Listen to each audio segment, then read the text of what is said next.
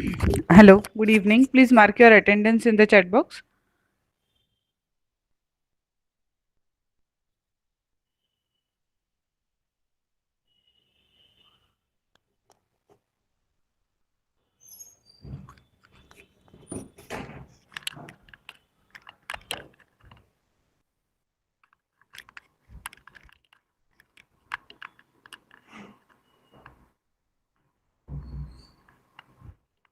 Okay.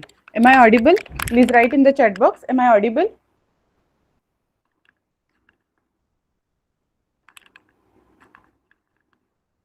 Okay, good. So we'll start with the lecture.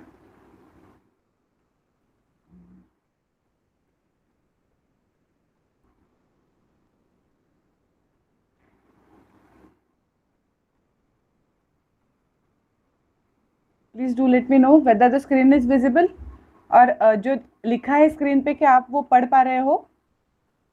जितना मैंने zoom किया है अभी उसमें आपको लेटर क्लियरली दिख रहे हैं?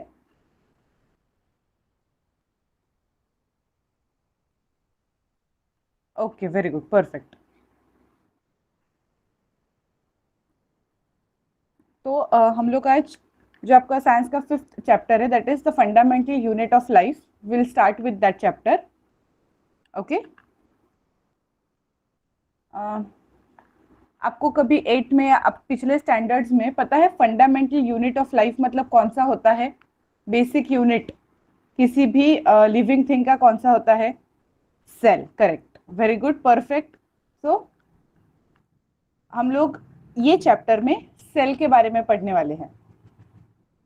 Okay. While examining a thin slice of cork, Robert Hooke saw that the cork resembled the structure of a honeycomb consisting of many little compartments. Cork is a substance which comes from the bark of a tree. This was in the year 1665 when Hooke made this chance observation through self-designed microscope. Robert Hooke called these boxes as cells. Cell is a Latin word for a little room. Okay. तो उन्होंने जब okay अभी इसमें एक नया word था microscope. Microscope के बारे में पढ़ा है, पता है कुछ? Yes yes. 8th में आपको चैप्टर हो गया होगा माइक्रो ऑर्गेनिजम्स, राइट? तो जिनको हम माइक्रो ऑर्गेनिजम्स को किस चीज से किस yes, which is used to see microscopic things which are not which the things which we cannot see by our unaided eye. किसी के हेल्प के साथ हम लोग जिन चीजों को नहीं देख पाएंगे वो चीजें हम लोग जिससे देखते हैं दैट इज माइक्रोस्कोप. ओके. तो रॉबर्ट हुक ने पहली बार ये सेल का इन्वेंशन या ये नाम का इन्वेंशन किया. This may seem to be a very small and insignificant incident but it is very important in the history of science. This was the first time that someone had observed that living things appear to consist of separate units. Okay, मतलब हमारे शरीर का हर एक हिस्से में अलग अलग unit से एक चीज से वो पूरा ऑर्गन ऐसा बन रहा है, ये तब पता चला, वरना ये कुछ चीज किसी के दिमाग में भी नहीं थी. Okay, the use of the word cell to describe these units is being used till this day in the biology. Let us find out about cells. So the very first question is what are living organisms made of? अभी living organisms के characteristics हमें पता है, right? Living things include all those which can grow, right? Which can reproduce. अभी एक ऐसी भी चीज आ जाती है कि which can move themselves from one place to another with exception of plants. Right, which can respire. ऐसी सारी प्रॉपर्टीज हमने देखी है लिविंग ऑर्गेनिजम्स के बारे में. बट अभी ये जो लिविंग थिंग्स है, लिविंग ऑर्गेनिजम्स है, ये बने किससे हैं? ओके. तो उसके लिए हमें पहले एक एक्टिविटी के बारे में बताया गया है. So will see what is that activity. Let us take a small piece from an onion bulb. With the help of a pair of forceps, we can peel off the skin called epidermis from the concave slide, inner layer of the onion. This layer can be put immediately in a watch glass containing water This will prevent the peel from getting folded or getting dry. What do we do with this peel? अभी उसके साथ क्या करना है? Let us take a glass slide, put a drop of water on it and transfer a small piece of the peel from the watch glass to the slide. अभी इसमें जो आप पढ़ रहे हो उसमें वॉच ग्लास, स्लाइड, ये सारी चीजें वर्ड्स यूज कर रहे हैं हम लोग. Do you know what is watch glass, what is slide? कभी देखा है स्कूल में? पता है आपको? एक सर्कल ऐसी डिश होती है जिसमें आप पानी ले सकते हो. उसमें मान लो वो जो अनियन टिप होगी, उस रूट टिप होगी, उसको निकाल के आपको वो स्लाइड में डालना है. ओके, सो दैट वो ड्राई ना हो पाए. और फिर उसका एक छोटा सा हिस्सा लेके आपको स्लाइड पे माउंट करना है. स्लाइड मतलब रेक्टेंगुलर शेप की ग्लास स्लाइड रहती है, जिसपे लाके वो आप जो छोटा सा टिप होगा वो वाटर के साथ डाल दोगे. यहाँ तक समझ में आया? अभी make sure that the peel is perfectly flat on the slide. जो बड़ा होगा वो वैसे का वैसा नहीं देखना है हमें, उसे थोड़ा सा तोड़ना है. A thin camel hair paint brush might be necessary to help transfer the pill.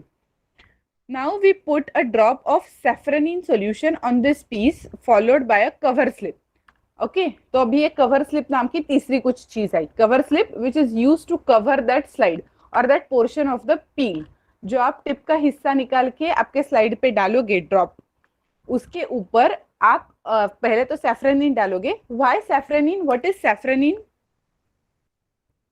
सैफ्रनिन is a dye, correct. It will colour that particular peel. उसके अंदर के जो सेल्स होंगे उसको कलर करेगा. Right, colour of safranin, any idea? Not yellow.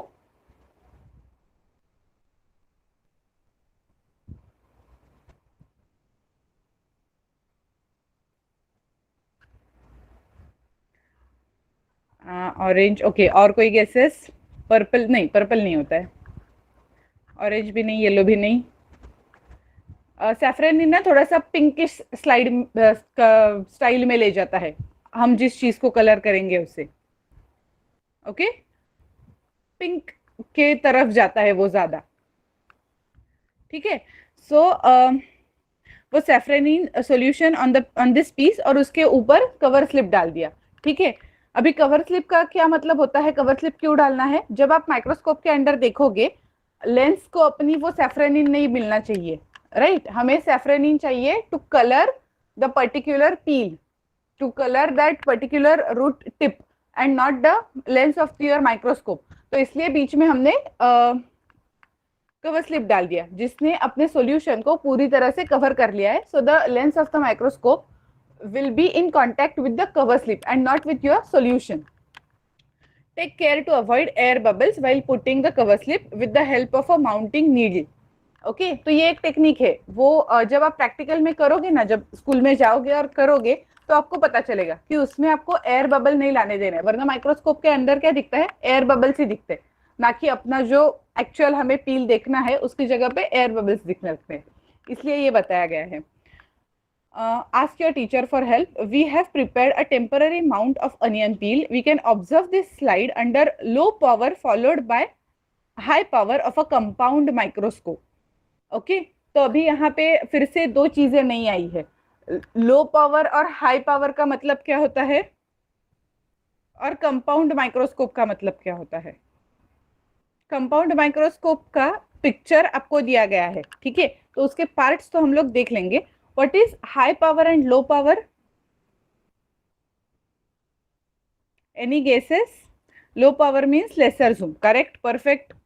मतलब और microscope का अगर सिंपल कंपाउंड माइक्रोस्कोप एक आप कंसिडर करते हो, अगर आपने कभी देखा है तो क्या आपको पता है कि सबसे कम वाला कितना होता है?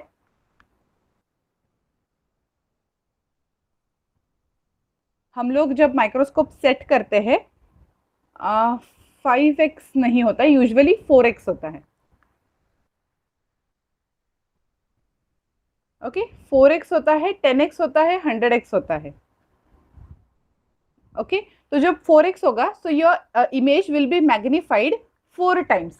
x is related with your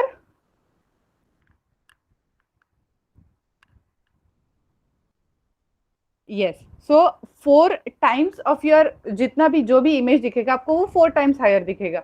10 पे फोकस करोगे 10 टाइम्स हायर। 100 means 100 times. जो 100 होता है that is usually oil immersion lens, तो उसमें आप लोग स्लाइड पे ऑयल डालते हो। ऐसे अलग अलग टाइप्स होते जाते हैं उसके। जैसे कंपाउंड माइक्रोस्कोप है वैसे सिंपल लाइट माइक्रोस्कोप भी होता है।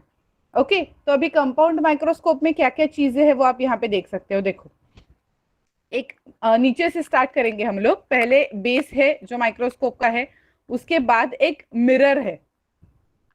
ओके, या तो यहाँ पे मिरर हो सकता है जिसके जिस मिरर पे आपका लाइट सोर्स, सामने से जो लाइट आता है वो आएगा और वो रिफ्लेक्ट करके आपकी स्लाइड में से जाएगा।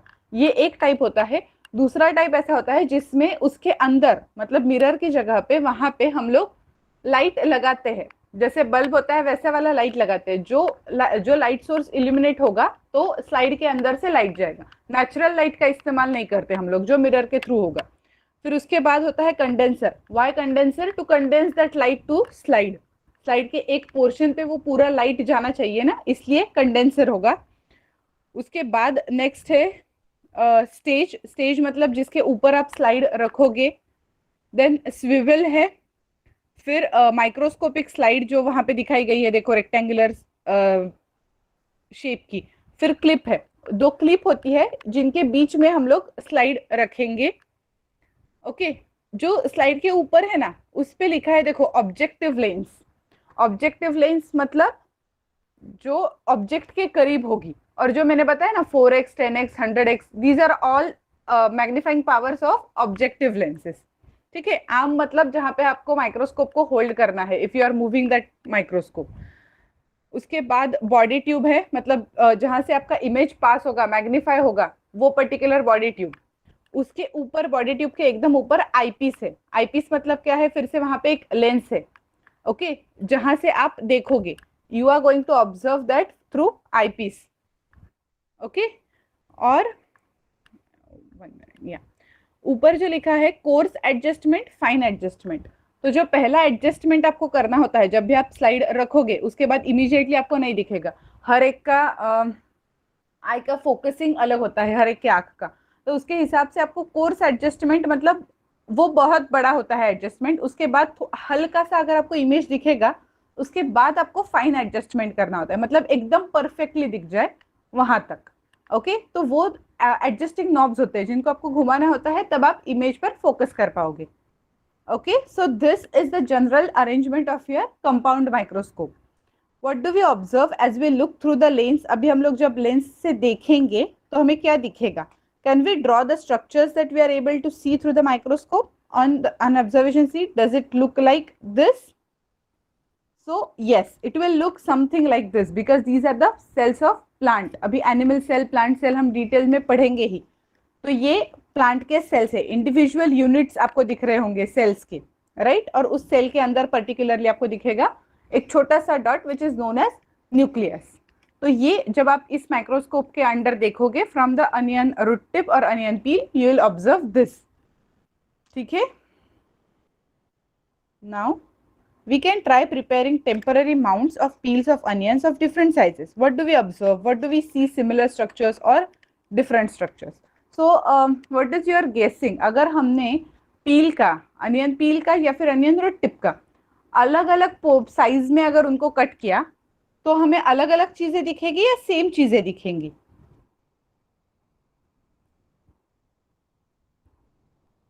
Same, right?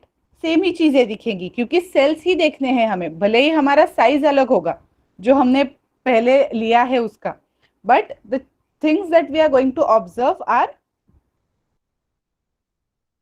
Sales only. Okay,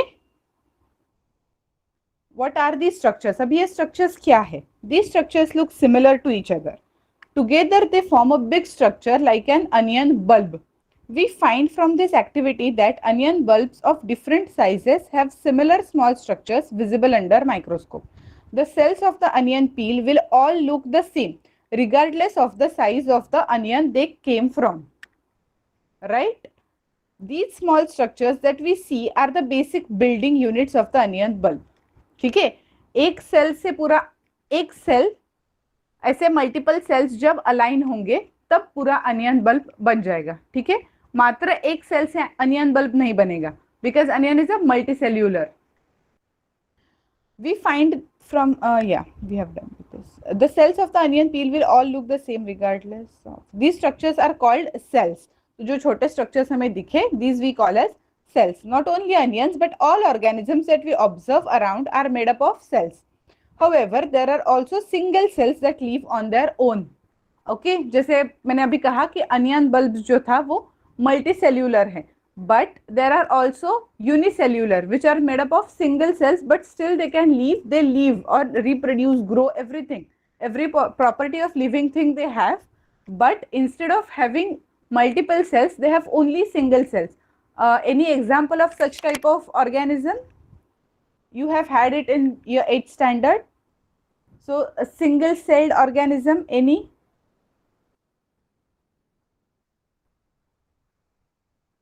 Yes, Chlamydomonas, amoeba, perfect, paramecium, correct. If you remember Param, virus जो होता है ना, आपको माइक्रो ऑर्गेनिजम्स का चैप्टर हुआ होगा 8th स्टैंडर्ड में, तो तब आपने देखा होगा कि virus are not completely considered under living things, they are unicellular, correct. Okay, there is only single cell, but they are not living organisms. Okay, because they don't have property to reproduce unless and until they are in some host cell. Okay, the rest are correct, perfect. Paramecium, bacteria, fungus, everything will come under microorganisms, plus they are all unicellular, correct, and living. These small cells were first discovered by Robert Hooke in 1665. He observed the cells in a cork slice with the help of a primitive microscope. Leeuwenhoek in 1674, with the improved microscope, discovered free living cells in pond water for the first time. Okay, so the first one to have observation of cells under microscope was Robert Hooke. उसके बाद Leeuwenhoek, who came, what he did, pond water, मतलब अभी जो Robert hook ने देखा था वो एक कॉर्क था जो प्लांट का पार्ट था, तो मल्टीसेल्यूलर ऑर्गेनिज्म में उसने कुछ आइडेंटिफाई किया एंड ही आइडेंटिफाइड दो structures as cells, right. Leeuwenhoek ने पॉन्ड वाटर में फ्री लिविंग थिंग्स देखे which were actually either algae और which were either bacteria. It was Robert Brown in the 1831 who discovered the nucleus in the cell. Okay, जो हमने छोटे छोटे dots देखे ना, that is called as nucleus. Purkinje in 1839 coined the term protoplasm for the fluid substance of the cell. मतलब nucleus छोड़ के बाकी की सेल में जो लिक्विड पार्ट बचेगा that was called as protoplasm. इसमें साइंटिस्ट के नाम दिए गए हैं आपको. अभी 9th के टेक्स्ट बुक में तो इसको मोर टू नो में ऐड किया है, बट अगर आप आगे जाके साइंस लेने वाले हो 11th 12th में, उसके बाद अगर बायोलॉजी में करियर करना चाहते हो, जैसे नीट देना चाहते हो और एंट्रेंस एग्जाम देना चाहते हो, सो वहाँ पे ये साइंटिस्ट का नाम और उनका पर्टिकुलर डिस्कवरी ये बहुत इंपॉर्टेंट है, ठीक है. तो अभी से आप उसका अगर थोड़ा प्रिपरेशन करना चाहते हो तो what you can do is write the name of the scientist, in front of that write about a single particular word of his discovery. For example, Leeuwenhoek, pond water, तो आपको याद आएगा कि उन्होंने क्या किया था. Okay, next one was Robert brown, उसके सामने न्यूक्लियस लिख दिया. जब आगे जाके पढ़ोगे ना तो आसानी होगी थोड़ी सी रिकलेक्ट करने में. Then the cell theory that all the plants and animals are composed of cells and that the cell is the basic unit of life was presented by two biologists, Schleiden and Schwann. The cell theory was further expanded by Virchow by suggesting that all cells arise from pre-existing cells. With the discovery of the electron microscope in 1940, it was possible to observe and understand the complex structure of the cell and its various organelles. ठीक है, तो जब compound microscope था, जब light microscope था, तो हम लोग यहाँ तक पहुंचे थे कि हाँ, जो मल्टीसेल्यूलर ऑर्गेनिज्म है उसका basic unit of life is cell. उसके बाद सेल थ्योरी प्रपोज की गई. सेल थ्योरी में बस इतना ही बताया गया था कि जो बेसिक यूनिट है वो सेल है और सारे प्लांट्स एनिमल्स जो भी चीजें हैं वो सेल से बनी है, which is very basic. Okay अभी हमें ऐसा लगता है कि उसमें क्या नया है, उसमें क्या अलग है, but it was also unknown at that time. वो जब इन्होंने बताया तब हमें पता चला है। ठीक है, उसके बाद उसमें थोड़ी सी मॉडिफिकेशन हुई कि cells come from the pre existing cells. Non living thing का लिविंग थिंग नहीं बन रहा है, पहले कुछ तो सेल है, लिविंग मटेरियल है, from that you get more number of cells. Okay, तो ये भी एक पॉइंट ऐड किया गया सेल थियोरी में। और जब एक्चुअली इलेक्ट्रॉन माइक्रोस्कोप आया, electron microscope is a more advanced version of the basic. Principle वही रहेगा, जो छोटी चीज है उसे बड़ा करके दिखाना है। लाइट माइक्रोस्कोप का कैपेसिटी इतना है कि वो इतना दिखा पाएगा कि बाबा सेल है। कंपाउंड माइक्रोस्कोप उससे अच्छा इमेज दिखा पाएगा। फिर आता है इलेक्ट्रॉन माइक्रोस्कोप, जो आपको सेल के अंदर क्या क्या है वो भी दिखाएगा। तो जब इलेक्ट्रॉन माइक्रोस्कोप का इन्वेंशन हुआ तब हमें पता चला कि सेल के अंदर भी कुछ है। ठीक है, तो वो क्या क्या चीजें हैं वो हमें अभी इस चैप्टर में पढ़ना है। ओके, पहले हम लोग यहाँ तक पहुंचे कि मल्टी सेल्यूलर ऑर्गेनिज्म है पूरा का पूरा, वो बना हुआ है सेल से। यहाँ तक साइंटिस्ट पहुंचे। उसके बाद जब इलेक्ट्रॉन माइक्रोस्कोप आया, उन्होंने उसके अंदर देखा तो उन्हें पता चला कि सेल में ना सिर्फ न्यूक्लियस है, वो जो एक डॉट दिखता है वो छोड़ के और भी कई ज्यादा चीजें हैं। ओके, और फिर धीरे धीरे ये समझ में आ गया कि ये प्लांट सेल में अलग चीजें दिख रही है, एनिमल सेल में अलग चीजें हैं, बैक्टीरिया में अलग है, फंगस में अलग है। तो इतनी वैरायटी तब पता चली जब इलेक्ट्रॉन माइक्रोस्कोप आया। ठीक है, the invention of magnifying lenses led to the discovery of the microscopic world. ये तो बेसिक ही है, अगर वो माइक्रोस्कोपी इन्वेंट नहीं होता तो हमें ये कुछ पता भी नहीं चलता। It is now known that a single cell may constitute a whole organism as in amoeba, Chlamydomonas, Paramecium and bacteria. These organisms are called unicellular organisms. Uni का मतलब होता है single, cellular cell. On the other hand, many cells group together in a single body and assume different functions in it to form various body parts in multicellular organisms. Multi means many, such as some fungi, plants and animals. Can we find out names of some more unicellular organisms? We have already done that. अभी multi cell, जैसे human body ही देखो कितने sales से बनी, कितने organ से बनी है पहले तो वो, राइट? हार्ट है, किडनी है, मसल्स है, तो इन सारी चीजों के ही सेल्स अलग अलग होते हैं। ओके, जो आपके हार्ट की सेल्स होंगी, जो आपकी किडनी की सेल्स होंगी, जो लिवर की सेल्स होंगी, जो स्किन सेल्स होंगी, this all will be different from one another. Blood का ही ले लो आप, रेड ब्लड सेल्स है, व्हाइट ब्लड सेल्स है, तो सिर्फ अगर ब्लड कंसिडर करोगे तो उसमें 3 टाइप के सेल्स है। सो दैट इज, इतनी कॉम्प्लेक्सिटी बढ़ गई है with the course of evolution. Every multicellular organism has come from single cell. How? Cells divide to produce cells of their own kind. All cells thus come from pre-existing cells. जो वर्चो ने theory बताई थी, cellular theory में modification किया था, उसमें आपने ये पढ़ा था कि the cells come from pre existing cells. तो सिंगल सेल है, वो सिंगल सेल डिवाइड हुआ, मतलब क्या, एक सेल के 2 बने, 2 के 4 बने, 4 के 8 बने, ऐसे धीरे धीरे बढ़ते गए and this led to the formation of multicellular organism. Okay, अभी ये एक्टिविटी वाली चीजें हैं तो वो हम लोग अभी के लिए स्किप कर देते हैं, एक्चुअल चैप्टर के बारे में थोड़ा पढ़ते हैं। Some organisms can also have cells of different kinds, right? ऐसा नहीं है कि एक ही काइंड के सेल से पूरा ऑर्गेनिज्म बना है। जैसे मैंने अभी बताया कि मल्टीसेल्युलर ऑर्गेनिज्म एनिमल्स भी, ह्यूमन बींग्स भी है, और हमारे हर ऑर्गन के सेल्स अलग टाइप के हैं। Look at the following picture, it depicts some cells from the human body.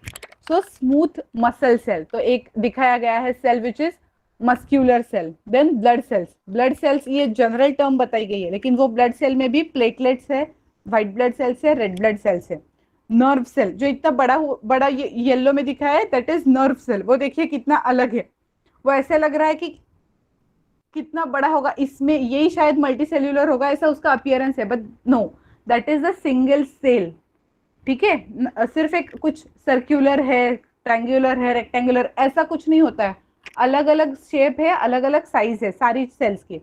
Ovum, bone cell, sperm cell, fat cell, हर एक सेल अलग टाइप की है। ओके, और ये सेल्स ग्रुप होके अलग अलग ऑर्गन्स के लिए बन जाती है। Is it clear till here? सब पता चला यहाँ तक क्या पढ़ रहे हैं हम लोग? Yes, okay. Please do let me know if we are going so fast or so slow, whatever. Speed ठीक है? इतने स्पीड से जा सकते हैं हम लोग? Perfect, okay, thank you. The shape and size of cells are related to the specific function they perform. So this is the most important thing. Okay? उसका साइज और शेप किस चीज से डिसाइड होगा? So according to their function, जो काम वो करना चाहेंगे उस हिसाब से वो अलग अलग टाइप के होंगे, which is we can observe with everything. Cells को छोड़ ही दीजिए, आप इंसानों में भी अलग अलग चीजें देख सकते हैं, राइट? जैसा उसका काम है, काम का तरीका है, उस स्टाइल से उसका बॉडी पोस्चर, ये सारी चीजें बदलती जाती है, हेल्थ की चीजें बदलती जाती है. वैसे ही ये सेल्स का है, जो उनका फंक्शन है उसके हिसाब से उनका शेप और साइज अलग अलग होगा. Some cells like amoeba have changing shapes. Okay? In some cases, the shell shape could be more or less fixed and peculiar for a particular type of cell. For example, nerve cells have a typical shape. जो हमने देखा था वो nerve cells का वैसा ही shape रहता है, but amoeba की सेल का शेप के बारे में हम लोग नहीं बोल सकते. It changes its shape. आपके 8th के टेक्स्ट बुक में ना अमीबा का फिगर था, तो अगर आपको वो याद आ रहा है थोड़ा सा तो आपको समझ में आ जाएगा. उसका हम लोग एक ऐसा ही शेप होगा ऐसा करके नहीं कभी ड्राइंग बनाते, रैंडमली ड्राइंग बनाते थे. Each living cell has the capacity to perform certain basic functions that are characteristic of all living forms. How does a living cell perform these basic functions? We know that there is a division of labor in multicellular organisms such as human beings. This means that the different parts of the human body perform different functions, right? जो heart का function है, अगर heart खराब होता है तो kidney उसका function नहीं ले लेती. किडनी का फंक्शन है वही वो करेगी. लीवर का जो फंक्शन है that will be done only by liver. Heart का function only by heart. Brain का function only by brain. So the organ which is responsible, it can function according to its cell type, right? Yeah, the human body has a heart to pump blood, a stomach to digest food, and so on. Similarly, division of labor is also seen within a single cell. Okay? जो हमने देखा, हम लोग ये बोल के हट जाते हैं कि ऑर्गन है, ऑर्गन बना है किसी सेल्स से, तो वो जो सेल्स है वो जो काम करेंगी उसके हिसाब से वो ऑर्गन का काम डिसाइड होगा. बट वो सेल को कुछ परफॉर्म करने के लिए उसमें भी कुछ तो सिंक्रोनाइजेशन चाहिए, उसमें भी तो डिवीजन ऑफ लेबर चाहिए, कई सारी चीजें वो सेल को परफॉर्म करनी पड़ेगी, तब भी वो ऑर्गन फंक्शन कर पाएगा. So those things will be done by whom? वो करने के लिए सेल के अंदर कौन कौन है. ओके, तो वो हम अभी देखेंगे. In fact, each such cell has got certain specific components within it known as cell organelles. तो अभी ये सेल के अंदर की जो छिपी हुई चीजें हैं उनको बोलते हैं सेल ऑर्गेनेल्स, जो इलेक्ट्रॉन माइक्रोस्कोप में दिखा. Okay, so we are going to focus on these things now. हम यहां तक आए हैं. Organ is made up of different cells. Cells के अंदर की चीज है organelles, cell organelles. Each kind of cell organelle performs a special function, such as making new material in the cell, clearing up the waste material from the cell, and so on. जब हम पहले देखो organ, एक human body consider करो, उसके अंदर organ है, वो ऑर्गन अपना अपना फंक्शन कर रहा है, वो कर रहा है क्योंकि उसमें सेल है. वो सेल के अंदर सेल ऑर्गेनेल है, जो ऑर्गेनेल अपना खुद को दिया हुआ फंक्शन कर रहा है और उसकी वजह से वो सेल ग्रो हो पा रहा है, और वो सेल ग्रो हो पा रहा है इसलिए ऑर्गन ग्रो हो पा रहा है, ऑर्गन ग्रो हो पा रहा है इसलिए बॉडी फंक्शन कर रही है. ठीक है, तो हर एक ऑर्गेनेल के लिए अपना अपना काम है.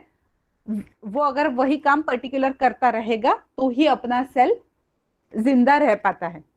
ठीक है, ऐसा मान लीजिए जब भी कोई इमारत बन रही होगी तब आपने ऐसा देख रहा होगा कि कुछ लोग एक ग्रुप में आ जाते हैं और वो कौन सा काम करते हैं, तो वो एक दूसरे को जो ब्रिक्स है वो देने का काम करेंगे, दूसरे लोग वो ब्रिक्स को अरेंज करने का काम करेंगे, तीसरे लोग सीमेंट मिला रहे हैं. तो ऐसे अलग अलग ग्रुप अलग अलग फंक्शन परफॉर्म कर रहा है, तब वो बिल्डिंग बन रही है. Same is the case with human body. Instead of individual के जगह आप वहां पे सेल को इमेजिन कर लीजिए। तो group of cells which are और group of organelles in the cells which are performing the same function, और वो फंक्शन उसका है वो उतना ही करेगा और बाजू हट जाएगा। ठीक है, तो ऐसे हर एक सेल ऑर्गेनेल का जब फंक्शन सिंक्रोनाइज होगा तब भी सेल ग्रो हो पाएगा। अगर एक भी सेल ऑर्गेनेल का काम कम हो गया तो अपना सेल जी नहीं पाएगा, ऐसा भी होता है। ठीक है, these organelles together constitute the basic unit called the cell. It is interesting that all cells are found to have the same organelles, no matter what their function is or what organisms they are found in. So this is the most important point. किसी भी cell के जो basic कुछ organelles है, they all are same.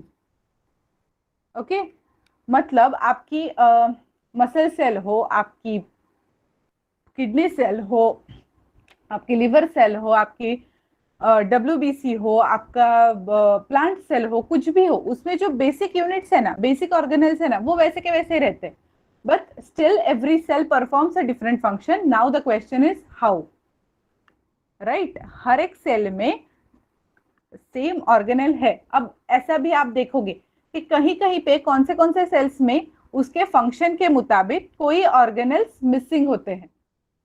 Okay, कुछ organelles ऐसे होते हैं जो वो सेल से निकल जाते हैं या फिर अल्टर हो जाते हैं, वो हम लोग देखेंगे ही।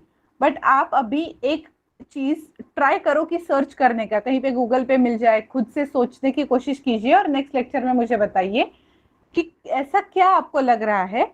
हर एक सेल में मान लो ग्रुप ऑफ ऑर्गेनेल्स है, मतलब 4 ऑर्गेनेल्स है जो सेम है और वो सारी सेल्स में पाए जा रहे हैं और उनका फंक्शन भी सेम है, but the cumulative function of the cell is different than one another. ऐसा क्यों होगा? ऐसा सिर्फ आपको थोड़ा सा सोचना है, ढूंढना है। अगर आंसर मिल जाता है तो नेक्स्ट लेक्चर में आप मुझे बता देना, ठीक है?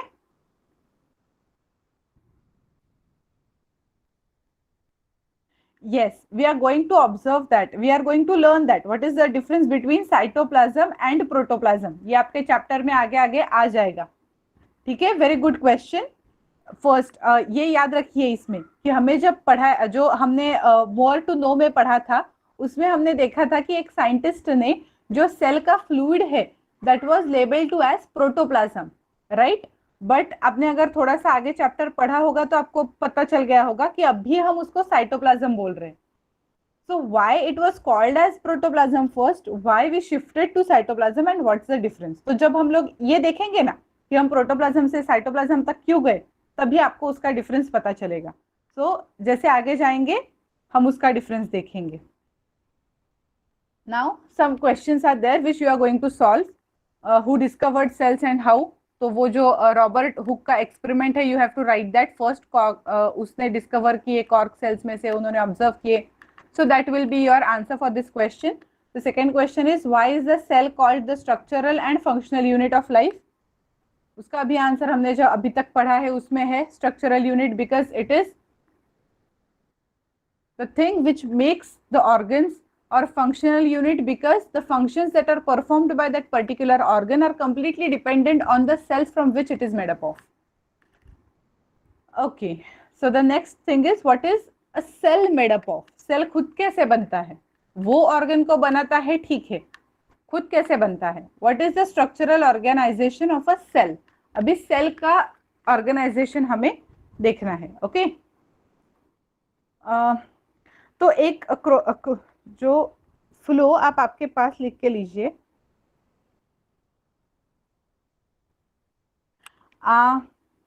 yes, we see till now we have gone till cell organelles, right? तो अभी सेल ऑर्गेनेल्स और किन चीजों से बने हैं, इसके लिए हमें और छोटा, मतलब जितना इलेक्ट्रॉन माइक्रोस्कोप के ऊपर जाने वाला अगर माइक्रोस्कोप मिला तो वी कैन डेफिनेटली, पता नहीं, हो सकता है कि हमें पता चले कि अरे सेल ऑर्गेनेल एक, मतलब एंडोप्लाज्मिक रेटिकुलम ही ले लो, वो और कुछ चीजों से बना है अंदर, ठीक है? बहुत अंदर तक अभी तो बायोलॉजी गया है, but it is definitely possible that उसके अंदर भी हम लोग जा सकते। हम जब मतलब जो साल उसमें बताए गए हैं 1940s 1930s, तब तक हमें ये भी नहीं पता था कि सेल है, राइट? तो अब हम ऐसी भी पॉसिबिलिटी नहीं बोल सकते कि नहीं होगा, बट हो भी सकता है। नेक्स्ट, जैसे वो किसी, अभी देखो, जो स्मॉलेस्ट यूनिट है that is some atom, right, उसका ही बढ़ते बढ़ते ही कुछ तो होगा। We saw above that the cell has special components called organelles. How is cell organized? If we study a cell under a microscope, we would come across three features in almost every cell. These include plasma membrane, nucleus and cytoplasm. Now the material is known as cytoplasm. It is mentioned here. So तीन चीजें हर एक cell में हमें दिखेंगी. The first one is plasma membrane. Membrane से आपको पता चलेगा कि the line which covers your cell, nucleus a dot which is there inside your cell, and cytoplasm the fluid that is there inside the cell. All activities inside the cell and the interactions of the cell with its environment are possible due to these features. Let us see how. So the first thing that we are going to study, ये तीन basic चीजें हैं, ठीक है, हर एक cell में आपको ये तीन चीजें तो मिलेंगी ही. There is one exception in which the nucleus is absent. Do you know which cell? In human body, there is one cell in which there is no nucleus.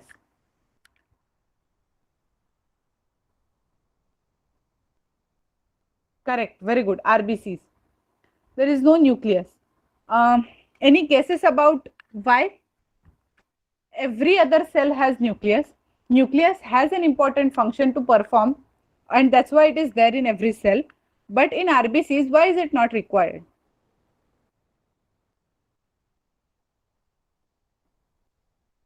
और क्यों वो चला गया होगा?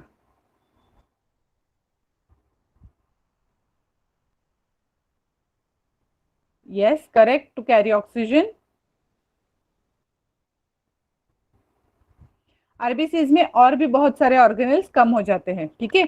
एक तो उनका पैसेज, जो ऑक्सीजन पहुंचाना है उन्हें टू एंड फ्रो, तो उसके लिए उनका, yes correct, so that they can carry more oxygen. Nucleus है तो वो कुछ तो स्पेस लेगा, तो RBC can not afford that space, उसमें ज्यादा से ज्यादा ऑक्सीजन भरने की जरूरत है, तो इसलिए वो ऑक्सीजन के लिए स्पेस मिल पाए और वो जल्दी से पास हो जाए वेसल्स के थ्रू. ये दो रीजंस की वजह से RBC do not carry nucleus. Okay, but there is one more thing that it's an interesting fact that camel RBCs carry nucleus. Camel is the only one whose RBCs carry nucleus. Please try to find out why.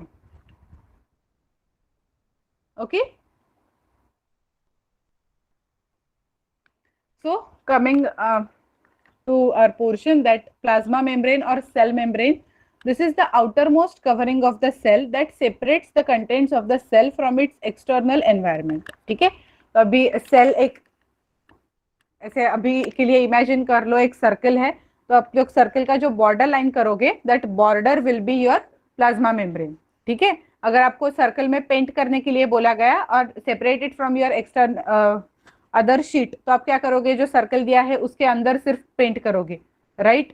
तो जो circle की border होगी वो क्या काम करेगी, to mark the area that you can paint, तो वही प्लाज्मा मेम्ब्रेन का काम है. ठीक है, to mark that inside area, कि ये सेल के अंदर की चीजें है, ये बाहर जाना या बाहर की चीजें अंदर लाना, ये रेगुलेट करने के लिए, और सेल के इंटरनल एनवायरनमेंट को एक्सटर्नल एनवायरनमेंट से अलग रखने का जो काम करता है, that is your plasma membrane. The plasma membrane allows or permits the entry and exit of some materials in and out of the cell. Okay, बाद में देखते हैं उस थोड़ा सा detail. It also prevents movement of some other materials. तो ये basically उसका सबसे बढ़िया काम है. ठीक है, प्लाज्मा मेम्ब्रेन है, इसका मतलब ये भी नहीं है कि सेल को रिजिडी बना दिया कि वो किसी भी चीज को अंदर नहीं आने देगा, नहीं, वो कुछ चीजों को अंदर भी आने देता है, कुछ चीजों को बाहर भी जाने देता है, बट उसके साथ ही किन चीजों को अंदर लाना है ये भी डिसाइड करता है plasma membrane, which is very important function. कुछ टॉक्सिक मटेरियल सेल के अंदर ना आने देना इज इंपॉर्टेंट, राइट. जैसे कोई मान लो सिक्योरिटी गार्ड है, उनको बताया गया है कि जिनके पास ये आईडी है इन्हीं को एंट्री देना है, तो वो बाहर खड़ा है और देख रहा है कि जिनके पास आईडी है उनको अंदर भेज दिया, जिनके पास आईडी नहीं है उनको नहीं भेजा. So that function is done performed by this plasma membrane. Okay, जिनको परमिशन है वो अंदर आ सकता है, जिसको परमिशन है वही बाहर जा सकता है, और जिसको परमिशन नहीं है वो बिल्कुल अंदर नहीं आएगा. So that's why plasma membrane is selectively permeable और सेमी परमिएबल. ओके, वो कुछ सिलेक्टिव चीजों को ही अंदर आने देता है. एक्सटर्नल एनवायरनमेंट से कुछ भी सेल के अंदर जा पा रहा है ऐसा कभी नहीं होता. Okay, the cell membrane therefore is called a selectively permeable membrane. So it will only select some things to go inside the cell. How does the movement of substances take place into cell? How do substances move out of the cells? ये कैसे होता है? Some substances like carbon dioxide or oxygen can move across the cell membrane by a process called diffusion. Have you learned this word before, diffusion? Okay, hey, यहाँ पे we have studied the process of diffusion in earlier chapters, but we have directly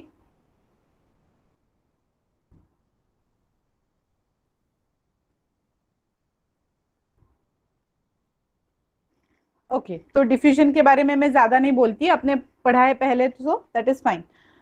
We saw that there is a spontaneous movement of substance from a region of high concentration to a region of where its concentration is low.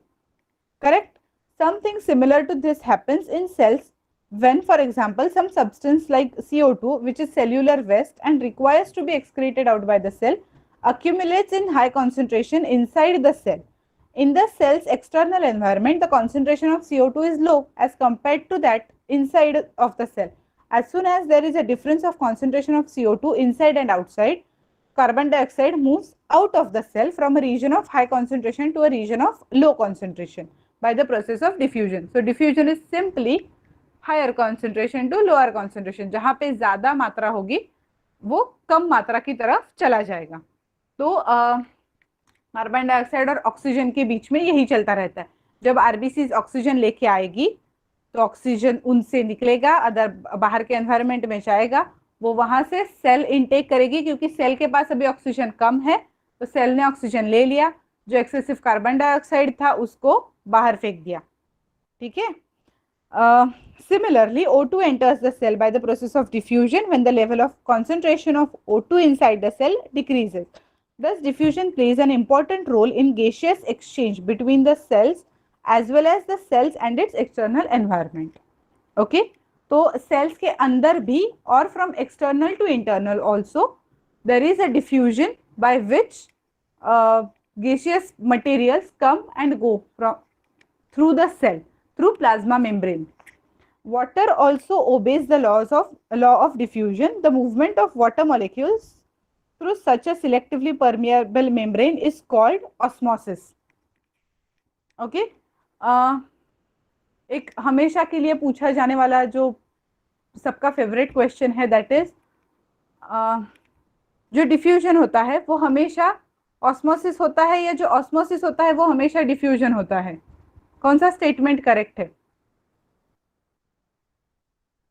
Osmosis is, जब osmosis होगा तब diffusion होगा ही, या जब diffusion होगा तब osmosis होगा ही? Osmosis is always diffusion. Correct. Osmosis is only the thing when diffusion comes in reference with water, we call it osmosis. Okay. So correct. Osmosis is always diffusion. The movement of water across the plasma membrane is also affected by the amount of substance dissolved in water. Thus, osmosis is the net diffusion of water across the selectively permeable membrane toward a higher solute concentration. What will happen if we put an animal cell or a plant cell into a solution of sugar or salt in water? क्या होगा? One of the following things, three things could happen. अभी इसका हम answer directly नहीं कर पाएंगे. What we need to know to answer this question is what is the concentration of particular solute in the cell. So the first thing, if the medium surrounding the cell has a higher water concentration than the cell, meaning that the outside solution is very dilute. The cell will gain water by osmosis. Such a solution is known as hypotonic solution. Water molecules are free to pass across the cell membrane in both directions, but more water will come into the cell than will leave. The net overall result is that water enters the cell is likely to swell up.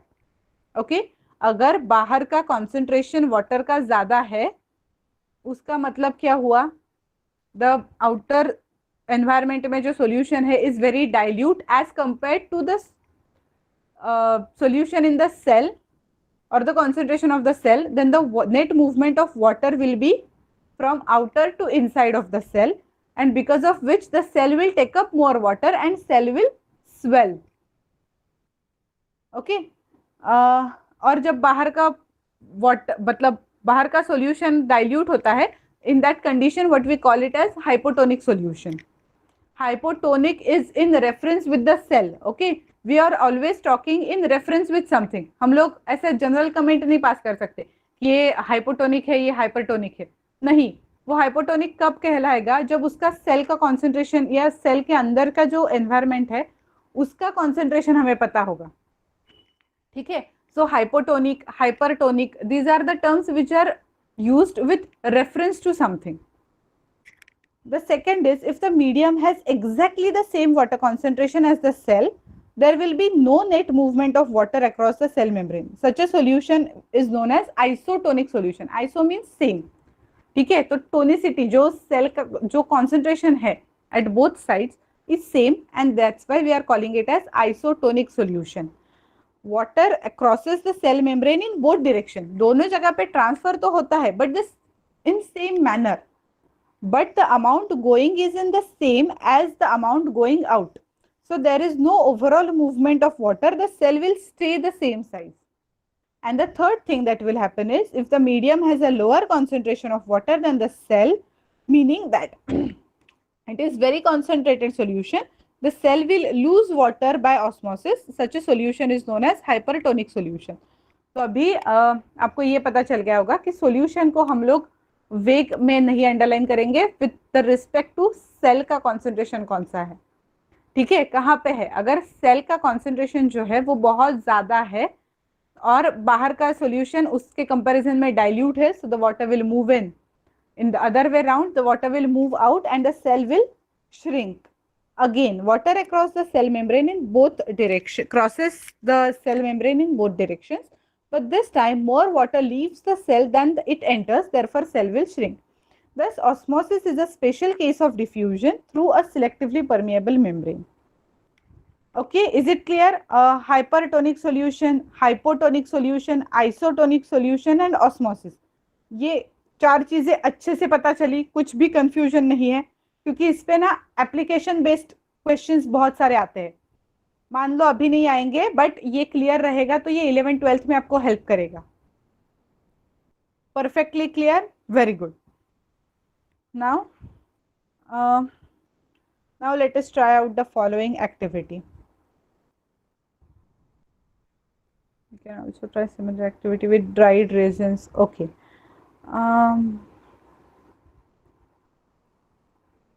First, remove the shell of an egg by dissolving it in dilute hydrochloric acid. The shell is mostly calcium carbonate. A thin outer skin now encloses the egg. Put the egg in pure water and observe in 5 minutes. What do we observe? The egg swells because water passes into it by osmosis.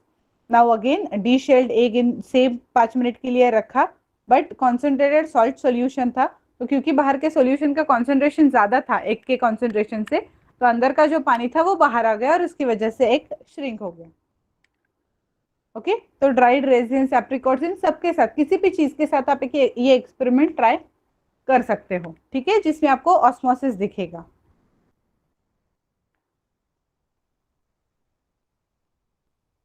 Unicellular freshwater organisms and most plant cells tend to gain water through osmosis. Absorption of water by plant roots is also an example of osmosis. Right? Plant roots जो पानी जमीन से जब लेते हैं वो roots, तो वो भी ऑस्मोसिस ही होता है. जब हम लोग पानी डालते हैं प्लांट्स को, तब क्या होता है, हमारा जो मिट्टी का एरिया होगा वहाँ पे डाइल्यूशन ज़्यादा होगा, वो डाइल्यूटेड सैंपल कंसिडर करो।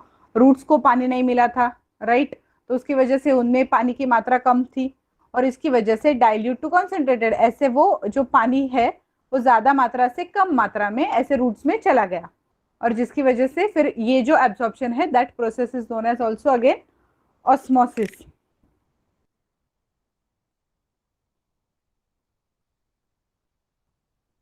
Okay. Thus, diffusion is important in exchange of gas and water in the life of a cell. In addition to this, the cell also obtains nutrition from its environment. Different molecules move in and out of the cell through a type of transport requiring use of energy.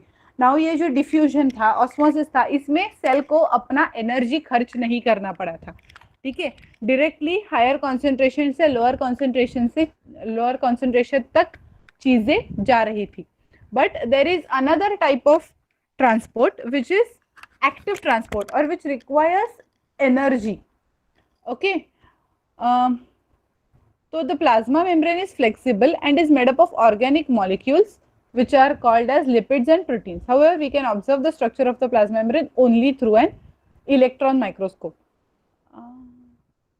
Okay, तो ये जो active transport है ना, जो energy requiring चीज है, जैसे मान लो डिफ्यूजन है which is happening from higher to lower, जो नॉर्मल चीज है, राइट, जब ज्यादा से कम तक कुछ चीज चली ही जाती है, उसके लिए कुछ अलग से एनर्जी खर्च नहीं करनी पड़ती.